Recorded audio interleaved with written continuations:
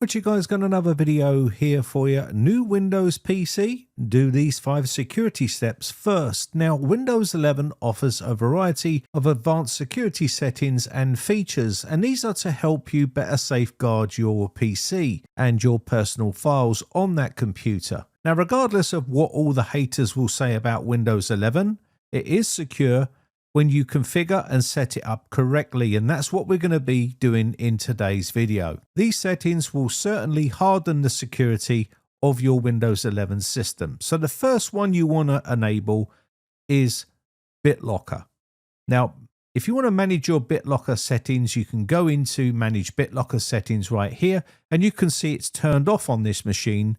But if you should really consider enabling the BitLocker feature, and what this will do is encrypt your drive on that computer.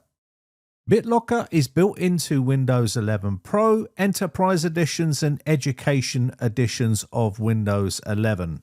So why should you enable BitLocker? If you enable BitLocker, it's going to encrypt your system drive to protect it against unauthorized access. So why should you enable BitLocker? Well, if you lose your laptop or your laptop is stolen without having BitLocker enabled, they will be able to gain access to all your precious data on that computer. With it being encrypted, they will not be able to gain access to that data. So if someone does steal your laptop, or whether they find your laptop somewhere, they will not be able to gain access to your data without the 48-digit recovery key, which is automatically generated by Microsoft. Now, BitLocker's been around for quite a long time. You can even enable this feature on 8 to 9-year-old computers, as long as it's got a TPM Trusted Platform Module chip on that computer. You should be able to enable BitLocker. Again, it needs Windows 11 Pro, Enterprise or Education editions of Windows. So we've rebooted the system, and what we're going to do is continue with the key that we're going to need to save. This is a recovery key, and it can be used to access your files and folders if you have problems unlocking your PC. It's a good idea to have more than one and keep them in safe places. This is why Microsoft suggests that you save it to a Microsoft account, and I can tell you that it's easy to recover if you have it saved to your Microsoft account. I understand a lot of people don't want Microsoft accounts, but this is obviously the best choice. Saving it to a file, this means you need to save it to an external drive. I've mentioned this before. You can buy one of those encryption USB drives, and you can basically save that file to that USB drive, and it can have a pin push out code on the USB flash drive to stop people gaining access to it. You can also print the key as well. I'm just going to save it to a USB flash drive for this video for simplicity. Now, it's important that this key is kept in an encrypted container on a USB flash drive so people can't gain access to it. You just need to make sure you don't forget the passwords to these items, because otherwise you won't be able to recover your data. Next, you can see here encrypt used disk space only. Fast and best for new PCs and drives. If you're on a new computer, you would choose that option, or you can choose encrypt entire drive. This is slower, but best for PCs and drives already in use. You can choose that option if you want. I'm going to choose the bottom one for this video, but you can choose whatever you like for your encryption. Next, you've got a couple of options here. This one is for new encryption mode, best for fixed drives on this device, or compatible mode, which is best for drives that can be moved. These are normally external drives and things like that, but it's just entirely up to you how you want to set yours up. I'm doing it on a fixed drive for this PC. I'm also going to run BitLocker system check as well right here, and then we're going to click continue. And what this will do is it will ask to reboot the system, and it will then start to encrypt the computer's hard drive or SSD, depending on what you're using on that computer. Now, if you do a lot of traveling and you use a laptop and you're constantly on the go and you're jumping on planes and things like that, traveling all over the world, then having something like this set up is essential, because if you lose your laptop or someone steals it, they're not going to be able to gain access to that data. And I'll show you how to even harden the security on your laptop or PC in this video a bit further on. So let's go to the next step, which is Windows security. This is number 2. So let's go on to Windows security here, because we do have some features inside Windows Defender that are not turned on, and you should really consider turning these on to harden the security of Windows 11. So first off, we're going to go into virus and threat protection, and you'll see ransomware protection. Now again, manage ransomware protection. Set up your OneDrive. If you set up OneDrive for file recovery options in case of a ransomware attack, this will automatically save your data and stop your data from being encrypted. The data on the computer might be encrypted, but the data in the cloud will be safe, and you can recover your data immediately without any problems. That's why it's important that you set up some form of cloud backup. Now, I understand a lot of people don't want to do cloud backup and they don't want Microsoft accounts. This video is probably not for you then. But here is essential for keeping your data safe. So you want to toggle on the controlled folder access. This will protect your files, your folders, and your memory areas of your drive and device from unauthorized changes by unfriendly applications, i.e. ransomware.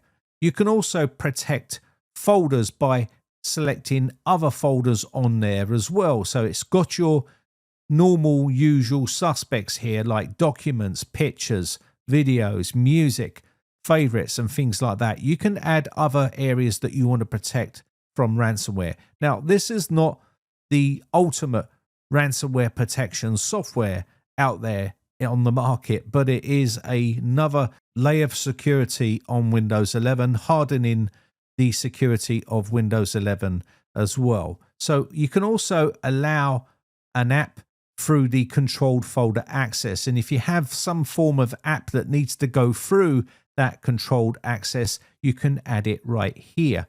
So that is the ransomware controlled folder access area. Again, like I said before, I know a lot of people don't like OneDrive, but if you're in that ecosystem and you are using it and you do travel quite a lot, setting up something like this can actually save your data, because if you get hit with ransomware, having it in the cloud is going to save it.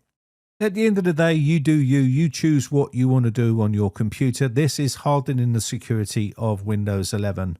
And next we're going to go to device security. This is number 3 on the option, and it is core isolation. I know a lot of people like to turn this feature off for gaming reasons. It can zap your resources a little bit, but if you've got a modern day computer, I don't really notice any change when I turn this on my modern day computer. But if you've got a 10 or 15-year-old computer and you're using Windows 11 on unsupported hardware, then obviously memory integrity, turning that feature on will eat your system resources. And this is the people that are complaining about memory integrity. It's people on old computers. But if you've got a modern day computer, it will protect you. It prevents attacks from inserting malicious code into high security processes. And also, you want to make sure that you've got all these other ones turned on as well. If the features are there, they're there to protect you. And you should see a bunch of green ticks there trying to protect you from nasties on the internet. Now, toughening up Windows security is essential for protecting Windows kernel from malicious applications and malware and things like that. So you want to definitely turn that on. A bonus one you want to turn on is Smart App Control. Now, we've got the enhanced protection from untrusted apps here with Smart App Control. It's in the middle right here. You can see evaluation mode. And while it's in this Smart App Control evaluation mode, what it will do is it will be turned off unless it needs to be turned on. Now, I would advise you to leave it on and just go into on mode. But this is for people that don't want to be bothered with Smart App Control all the time. It says it will learn if it can help protect you without getting in the way too much. If so, it will automatically turn on. Otherwise, it will be automatically turned off. So depending on what you're doing on your computer, it will evaluate what you're doing and turn it on automatically if it thinks you're at higher risk. If you're not, then it will probably leave it off. I would just turn it on. Another bonus one is this reputation-based protection. I would turn this on. And what this will do is these settings protect your device from malicious or potentially unwanted apps, files, and websites. You know, those scam sites that you see there. It will protect you better against that. And you can see exploit protection right here. These are all on and off. You can customize these to your own liking. You can add programs to the customization list there as well. So these are your settings for your actual Windows security. So you can see we've got a lot of green ticks right here right now, and there's some also kernel protection in here as well. You can go through the whole one of these. Now it's asking you for your account protection for your Microsoft account. If you're signing in, you would sign in here and it will give you account protection. This moves on to turning on Windows Hello Authentication. Now, I understand a lot of people don't want a Microsoft account, but if you are one of these people that travel a lot and you do have a laptop and you're doing all this sort of stuff, it's important that you make sure your laptop is safe, especially if you lose your laptop or someone steals it. With all of these features turned on, they are not going to be able to gain access to your data. And after I go through all of this right here, it will convince you to actually start using a Microsoft account, believe it or not, to protect you if you are constantly on the go traveling and you do have a laptop. Now, for home users that aren't doing any of this sort of stuff, by all means, it's up to you whether you want to stay on your local account. But if you are, you know, constantly traveling around the globe with your laptop, you definitely want to sign in with a Microsoft account. And let me show you here. You've got two options in the Windows Hello Authentication. We have these two options which I would advise you to use. Either fingerprint recognition, Windows Hello, and you can see it doesn't have a Windows fingerprint reader on here, but you can purchase these externally and plug them in and use your fingerprint as a reader and keep it safe away from the computer so no one will be able to gain access to it. Or you can use the facial recognition Windows Hello feature as well. And this option is currently unavailable on here because I'm on a virtual machine, but let me show you what it would look like when I click on it. Right here, it's going to take you to a page like this. It's going to take a photo of your face and it will basically have dots all around your face so it would be able to recognize you. So no one's going to be able to gain access to it. You want to make sure you disable password sign-in because you don't want to be using any form of passwords because they are easily bypassed, as we well know. You can boot into a recovery console or some sort of command prompt and reset the password via that method, or WinPE like Hiram's boot CD. All of these passwords can be bypassed. If you're using this technology, they are not going to be able to bypass it and gain access to your precious data. And even if they do, it's all encrypted and they're not going to be able to do anything with it. So this is another security hardening step that you need to take with your new computer. And you also want to make sure that you disable any sort of password authentication so they can gain access that way. And you can also enhance facial recognition protection. Checkmark automatically dismiss the lock screen right there as well. And you can turn those on as well. And there's some other settings in here you can go through. But if you are really considering staying safe on the internet, then that is definitely the way forward. Now, dynamic lock right here, this will automatically lock your PC when you are not using it. You need to turn on this feature right here. And basically, once you walk away, it's going to automatically lock you out. So if you walk away from it and someone quickly goes to your laptop and tries to log in, they're not going to be able to do that. Now, like I said before, if you turn these security features on and use what's available to you, people are not going to be able to gain access to your precious data. Also, the next one, the final one, is called Find My Device. Now, you can see I'm not signed in here. You will need to sign in to a Microsoft account. Now, if you are a mobile worker where you work around and drive around the country, or you're flying all around the world, it's important that you turn on this feature and you also have a Microsoft account.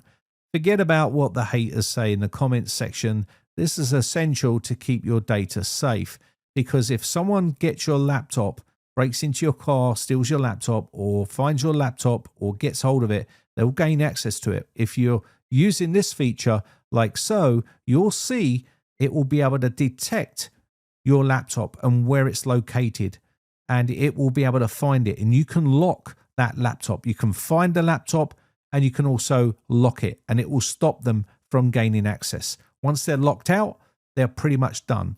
There's no data recovery. There's none of that stuff that's going to be able to recover data on that drive. It's locked.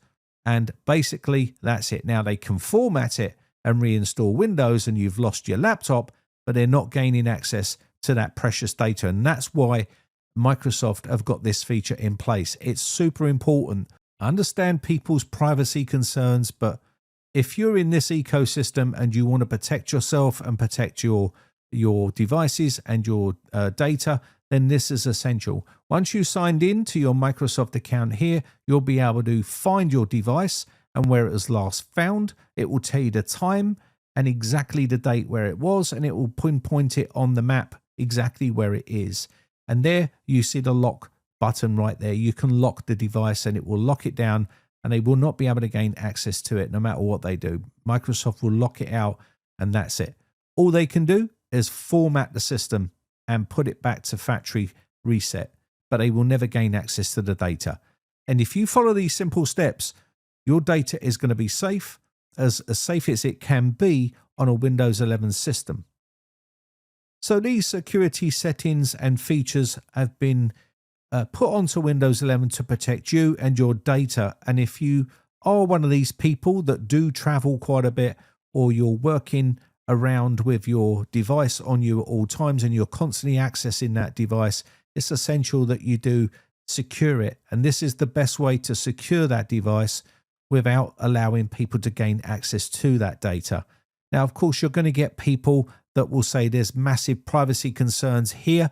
But again, these people have probably not got new devices that cost a lot of money, and they're probably not working for a company or themselves where they're traveling around the world, or they've got really sensitive information on that device where it needs to be protected. Now, if you're some home user that doesn't leave the house and you've got a laptop and you're not worried about what's on it, then obviously this video is not for you. This is for people that are running a business or have quite a lot of sensitive information on their laptop, which they want to keep private, and they don't want people gaining access to it. And this is what you need to do to be able to protect you and protect your data from people that want to steal it. As always, let me know your thoughts in the comments section below. Good or bad, it doesn't matter to me. And I hope you're having a lovely Easter weekend. I shall catch you in the very next video, or I'll catch you on the Discord server for a chat. The link is in the video description if you haven't joined yet. All of the files that I talk about in my videos, registry tweaks and things like that, scripts, are all on the Discord server. Also, I just want to say a quick shout out to all my YouTube members who will join my YouTube members group. I do appreciate the support, and I shall see you in the very next video. Bye for now.